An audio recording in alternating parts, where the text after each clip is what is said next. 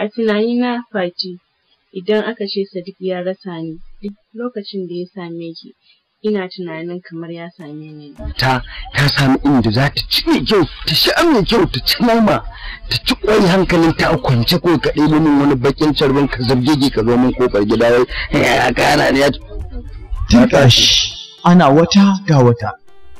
Ga mutuwa, ga suna, ga shi an tafka ruwan shuka. Shahararriyar kungiyar nan ta shirya fina-finan Hausa da ke garin Borneo wato Borneo Boys Film Production ta sake fito muku da wannan ƙayataccen shirin na kamar yadda ta saba a Allah.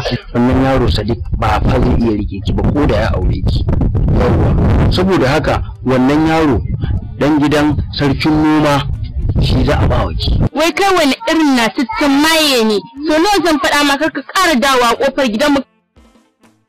Wannan ƙayataccen shiri na kuwa shine da taken suna na shiga damuwa.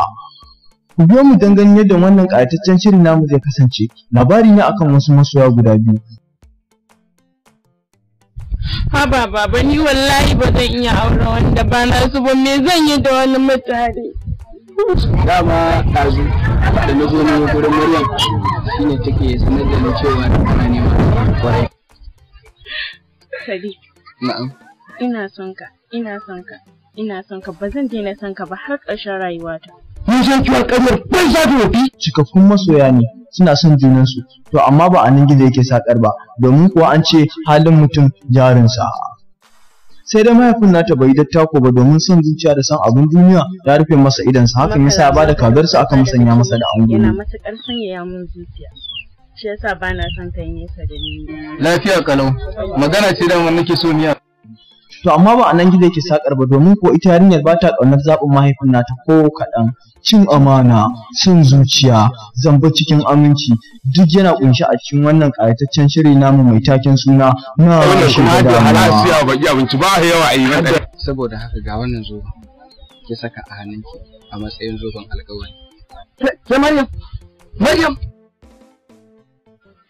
Maryam ba na ki tsayuwa da wannan ba. Kasance da mu don ganin suwaye a cikin wannan damuwar.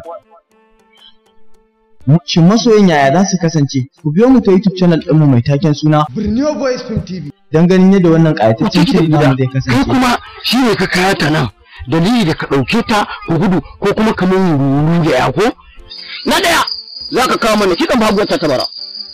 Na biyu za ka kawo mana majinar ƙuda ta ƙofar hancin. Maryam don samu duk abin da nake so. Labari tsara Abubakar Rigimansi, ci gaban shiri Shiroma Borneo, screenplay by Shiroma Borneo. Mataimakin mai bada umarni Sani N Fafa, daukar na Idris Shiroma Borneo. Bada umarni Abubakar Rigimansi. Wannan shiri zai dinga zuwa muku duk sati a ranar Alhamis da misalin karfe 8 na dare. Masoya masu kallon mu, kada ku manta ku yi mana subscribe sannan ku danna mana alamar ƙararrawa domin sanar da ku da zarar mun ɗora. Mun gode. Kuma na yi alƙawarin dawo da duk wani farin cikin da ya bushe a zuciyarka. Kun ga dan Allah ku tashi ku fita in ba turo ku ƙara samu na shi ba. To Fati Allah bar mu tare. Amin masoyina.